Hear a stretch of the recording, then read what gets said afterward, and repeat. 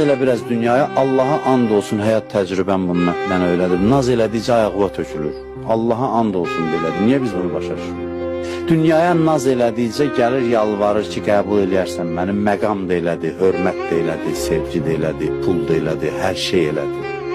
O saat çalışmayaq dünya üçün. Vallah çalışın, billah çalışın, gecə gündüz çalışın, amma son məqsəd müəyyən eləməyin bunu.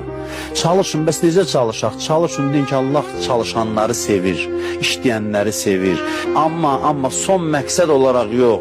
Allah üçün bu planı çək ki, Allah deyir ki, iş gör, Allah deyir çalış, Allah deyir ruzi qazan. Ruzi qazanmağın ən optimal yollarının hamısını oturub düşün, amma Allah deyirə deyək. Allah deyir ona görə. O səbəbdən, o məqsəd üçün. Onda yenə də həmin məqsədə çatırsan.